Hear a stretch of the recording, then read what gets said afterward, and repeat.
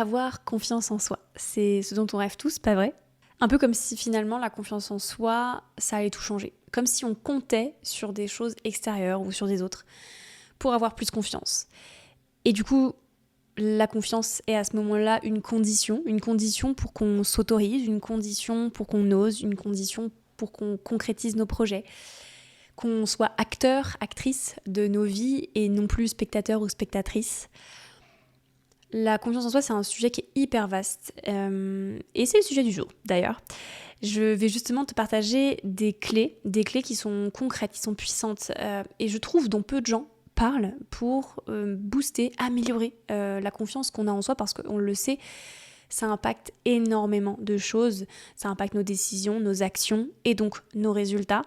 Donc j'ai vraiment envie de te partager dans cet épisode des clés qui sont tirées de mes expériences personnelles et qui, je l'espère, pourront t'aider à oser et à réussir ce que tu as envie de lancer, à réussir tes actions, à te dire que ouais, ok, tu as confiance en toi et tu es capable de réussir ce que tu t'es mis en tête. Bon, je suis un peu deg parce que je voulais vous enregistrer cet épisode aujourd'hui en vidéo, mais bon, j'ai un petit souci technique, du coup, écoutez, ce sera full podcast et il n'y aura pas de vidéo, mais c'est un sujet, j'avais vraiment trop envie d'en parler avec vous parce que c'est un sujet qui revient très très très très très souvent.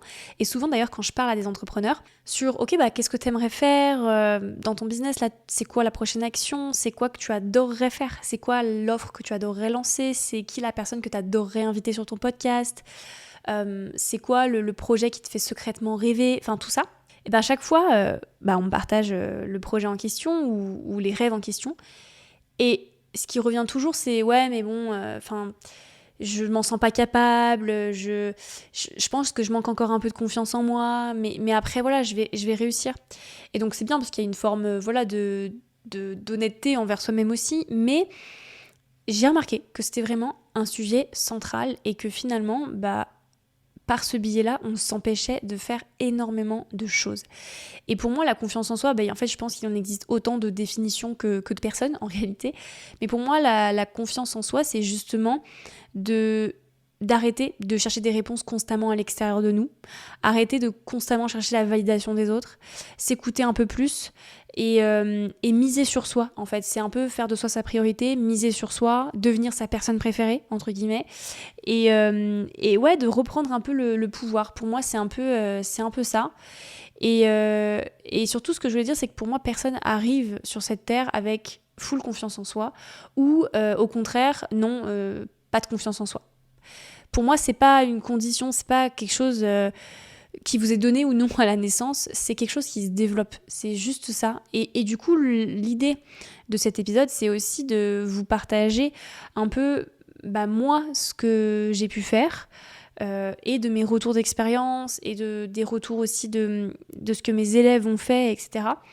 Je vais vraiment vous donner en fait, selon moi, les clés concrètes évidemment, qui peuvent vous aider à justement travailler cette confiance que vous avez en vous. Parce que si vous n'avez pas confiance en vous, je suis désolée de vous le dire, mais en fait, il y a beaucoup de choses que vous n'accomplirez pas, beaucoup de choses que vous n'arriverez pas à faire.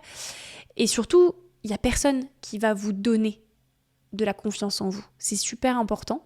C'est que ça ne dépend pas des autres. Ça dépend de vous. Uniquement de vous. Et c'est ça, peut-être, le truc le plus challengeant, le plus difficile à accepter. Mais lorsque vous comprenez ça, eh bien, vous reprenez le pouvoir et vous travaillez sur ça. Et là, en fait, déjà, vous avez une perspective qui est différente et qui vous permet de développer votre confiance en vous. Mais en fait, n'attendez pas que quelqu'un vous donne de la confiance. Parce que c'est vous et vous seul. Parmi les clés que j'ai envie de vous partager aujourd'hui, déjà la première, c'est tout bête, mais c'est de faire ce que vous dites.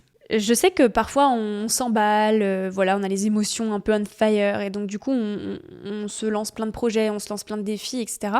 Et c'est cool, hein, mais parfois on s'en met trop, et du coup on se rend compte aussi finalement que non, on va pas le faire, et du coup on abandonne, et voilà.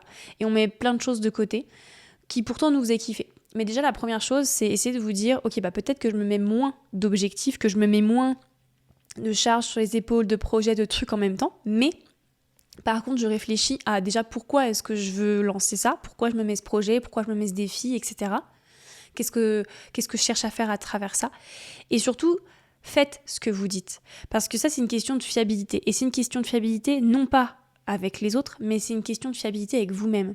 Si vous dites plein de choses que vous ne faites pas, vous envoyez un message à votre inconscient qui est « Eh ben, j'ai dit que je faisais ça, mais je le fais pas. Donc, en fait, je suis pas très fiable. » Et donc ça, en fait, ça travaille en vous. Et lui, votre cerveau, il enregistre un message en mode « Ok, elle dit plein de trucs qu'elle ne fait pas, donc elle est pas fiable, donc je peux pas avoir confiance. » Et donc ça, c'est vraiment la première chose, c'est essayer de faire ce que vous dites. La deuxième chose, c'est aussi d'écouter un peu plus ses ressentis, ses intuitions. Ouais, ça, je trouve qu'écouter son intuition, finalement, c'est aussi accorder de l'importance à qui on est, à ce qu'on pense, à ce qu'on ressent. Parce que pareil, on est toujours en train de faire l'autruche, de ne pas voir ce qu'on ressent. On est constamment en train de se remettre en question. Et c'est bien de se remettre en question, attention. Mais apprenez aussi à vous écouter. Apprenez aussi à vous dire, oui, je me sens pas très bien. Ou là, je le sens pas. Ou là, au contraire, je le sens et j'y vais. Et j'ai de l'intuition, donc je l'écoute. Parce qu'en fait, si déjà dans votre tête, vous dites que vous n'êtes pas fiable sur vos ressentis, sur vos intuitions et que vous vous trompez assez souvent, évidemment, en fait, que ça vient pas renforcer la confiance que vous avez en vous. Autre chose qui, pour le coup, est hyper concrète et qui, moi, m'a énormément aidée, c'est de passer du temps avec moi-même. De passer du temps avec moi-même parce que ça m'a permis déjà, dans un premier temps, d'apprécier ma propre présence. Et ça, je sais que c'est très difficile au début parce qu'on veut toujours être avec des gens, on veut toujours être entouré, c'est un peu notre nature presque animale, c'est d'être tout le temps entouré, d'être tout le temps en groupe, etc. Et finalement, quand on est seul, on s'est vu comme quelque chose limite de péjoratif, comme de pas normal, etc. Alors qu'en fait, c'est très bien d'être seul. Et je pense qu'on a tous, à un moment donné, plus ou moins besoin d'être seul. Parce que pour se recharger, parce que pour écrire, pour penser, pour tout ça. Et donc c'est ça, pour moi, qui aide aussi à avoir plus confiance en soi, c'est passer du temps avec soi-même. Faire des activités, voilà, je sais pas moi, être avec vous-même, vous faire de la skincare, écrire, enfin voilà, tout ce genre de choses, ça peut vous aider parce que plus vous passerez du temps avec vous-même, plus vous apprécierez qui vous êtes, vous vous découvrirez aussi beaucoup plus. Et donc se connaître, c'est plus s'apprécier. Et s'apprécier, c'est aussi plus se faire confiance. Parce que je suis sûre qu'aujourd'hui, les personnes en qui vous avez le plus confiance, c'est les personnes qui sont le plus proches de vous. Donc, soyez proche de vous-même. Voilà, c'est un peu la conclusion. Enfin non, la conclusion non, parce que j'ai encore plein de choses à vous dire. Mais voilà, ça c'est un point important. Et c'est un petit peu lié aussi, mais parlez-vous correctement. Pour moi, ça commence par là. Si vous êtes constamment en train de vous dire à vous-même ou aux autres, ou « Ah putain, je suis nulle », ah ouais, non, ça, je sais pas faire. Ou alors, non, je suis pas assez comme si. Ah, je suis trop comme ça.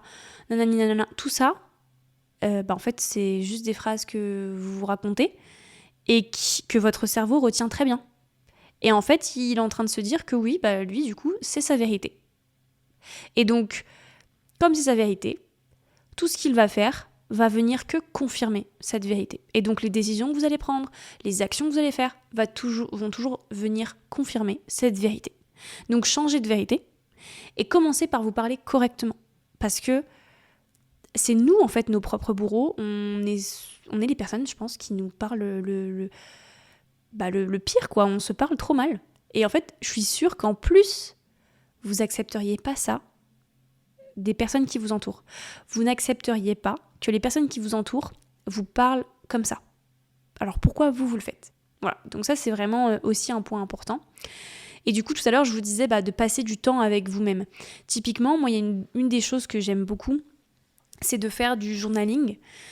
J'écris beaucoup, je tiens un petit journal, un petit carnet, comme quand on était ado, à l'époque des petits carnets, des journaux intimes et tout. Je sais pas si vous en aviez, mais en tout cas, écoutez, moi, je racontais ma life dedans. Et en fait, j'ai un peu repris ça, sans évidemment raconter mes amourettes ou ma dispute dans la cour de récré, mais plutôt je marque ce qui me passe par la tête. Donc autant il y a des fois je vais écrire plus des gratitudes, genre si je suis hyper contente d'avoir vécu ça aujourd'hui ou d'avoir vu ça, mais aussi je vais faire un peu plus d'introspection. Typiquement, je pose mes émotions, qu'elles soient positives, négatives, mes ressentis, enfin tout ça, même s'il n'y a pas d'émotions positives ou négatives, je le sais, mais en tout cas je note toutes les émotions que je ressens et ça m'aide du coup parce que je réfléchis, ça m'aide à aller plus loin, ça m'aide à comprendre pourquoi est-ce que j'ai ressenti ça. Et en fait tout ça, ça vous permet d'accéder à une meilleure connaissance de vous et donc à aussi plus vous faire confiance parce que c'est une forme d'introspection et je trouve que faire de l'introspection ça aide pour avoir plus confiance en nous-mêmes. Donc voilà. Idem pour passer plus de temps avec moi-même, moi ce que je fais, c'est aussi trouver une activité, un sport, un hobby, peu importe, qui m'aide non seulement à déconnecter, on va dire, du quotidien, mais surtout qui me donne de la confiance. Parce qu'en réalité, on est toujours en train de dire « ouais, moi j'ai pas confiance en moi » ou « moi j'ai confiance en moi » ou « nani nana ». La réalité, c'est que tout le monde a confiance en soi. C'est juste que on n'a pas confiance en soi sur les mêmes domaines de notre vie. Je suis sûre qu'il y a des gens qui vont se dire par exemple dans l'entrepreneuriat, moi j'ai pas confiance en moi. Mais qui, je suis certaine, font par exemple un sport, peut-être depuis qu'ils sont tout petits, peut-être qu'ils font du tennis, et que ces personnes-là ont quand même confiance en elles quand elles font du tennis. Et là c'est un exemple random, mais en fait ce que je veux dire par là c'est qu'on a tous de la confiance en nous dans certaines choses. Et donc ça veut dire que justement cette confiance en soi elle se travaille sur les autres domaines.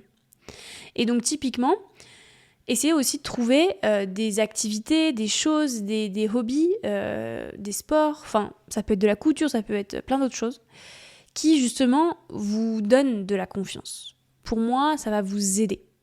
Et c'est un petit peu dans la suite des infos que je vais vous donner, et pour moi c'est vraiment l'un des trucs les plus importants, c'est de faire des choses nouvelles, des choses que vous n'avez pas l'habitude de faire.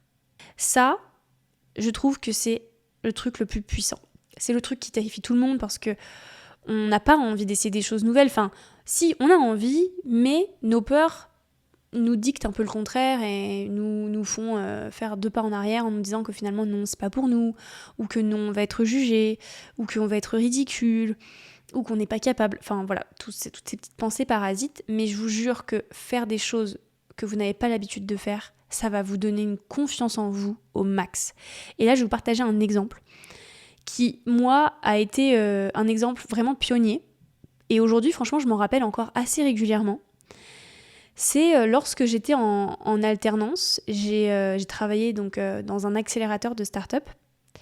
Et ça faisait, je pense, 3-4 jours que j'étais là, peut-être une semaine, grand max.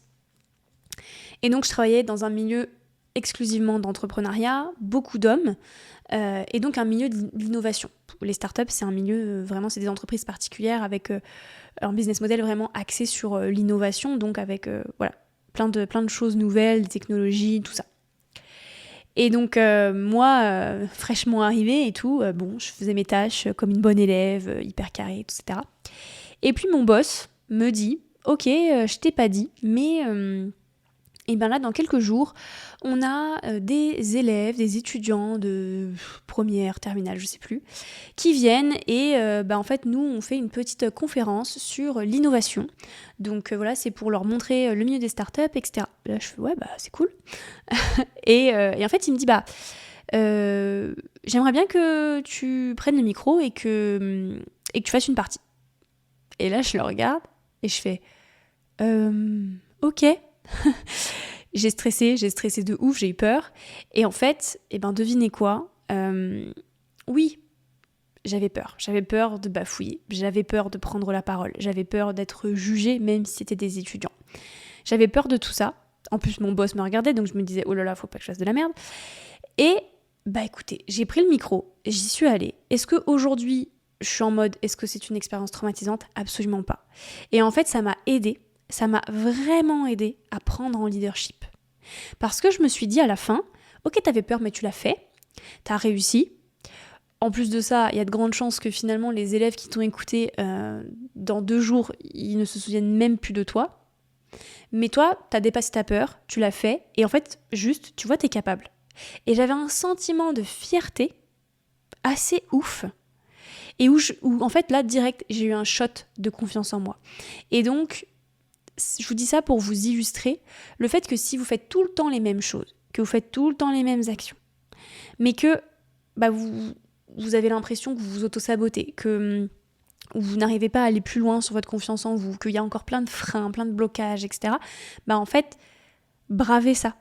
Allez au-delà de vos peurs. Faites. Je sais que ça fait peur, mais faites-le, parce que c'est l'un des meilleurs cadeaux que vous pouvez vous faire. Ça va vraiment vous aider à avoir plus confiance en vous, à vous procurer ce sentiment de fierté. Et donc ça, moi je continue à le faire, hein. Je continue à le faire, c'est-à-dire que j'estime aujourd'hui que j'ai confiance en moi. Je sais pas si je suis capable de vous dire que j'ai 100% confiance en moi, je sais même pas si c'est possible d'avoir 100% confiance en soi, mais évidemment la confiance en moi, je l'ai beaucoup plus que la Justine de l'époque, en 2019, qui n'osait pas prendre le micro. C'est ça, ça veut dire faites des choses que vous n'avez pas l'habitude de faire. Sortez, je sais que c'est cliché à mort, mais sortez de votre zone de confort. Ça va vraiment vous aider. Et du coup, un petit peu en lien avec ça aussi, la dernière chose que vous pouvez faire, c'est d'apprendre quelque chose de nouveau. Apprendre quelque chose de nouveau, ça peut être en écoutant un podcast, ça peut être en lisant un livre, ça peut être en suivant une conférence, ça peut être en faisant quelque chose, en suivant une formation, enfin tout ça. Évidemment, faites attention à ne pas basculer non plus dans l'infobésité, à essayer de nourrir votre syndrome de l'imposteur en vous disant ok, il faut que j'apprenne un maximum de trucs parce que c'est ça qui va me rendre légitime. Faites-le pas pour ça. Faites-le pour vraiment apprendre des choses que vous avez envie d'apprendre. Et d'ailleurs, ça n'a peut-être même pas de lien direct avec l'entrepreneuriat. Mais le fait d'apprendre des nouvelles choses, des nouvelles compétences, ça va aussi vous aider à renforcer votre confiance parce que vous aurez l'impression d'avoir plus d'outils, d'avoir plus de connaissances. Et on le sait, c'est vrai, quand on a plus de connaissances, ça aide à prendre d'autres décisions. Et puis, il y a une forme de « ok, j'ai plus de connaissances, donc j'ai plus de pouvoir ». Peut-être qu'il y a un petit peu de ça aussi. Mais voilà, c'est un petit peu les choses que je peux vous partager aujourd'hui. C'est des choses que j'entends pas vraiment, je vous avoue, sur ce sujet-là, parce que tout le monde dit « ah, faut que t'aies confiance en toi, t'inquiète, ça va le faire, passe au-delà de tes peurs ». Mais voyez, je vous ai vraiment donné ici des clés, des choses que vous pouvez essayer. Trouvez-vous ce qui vous aide. Là, vous avez de quoi faire. Et voilà, et allez-y quoi. Allez-y et misez sur vous, pariez sur vous. Mettez de l'argent sur la table pour vous.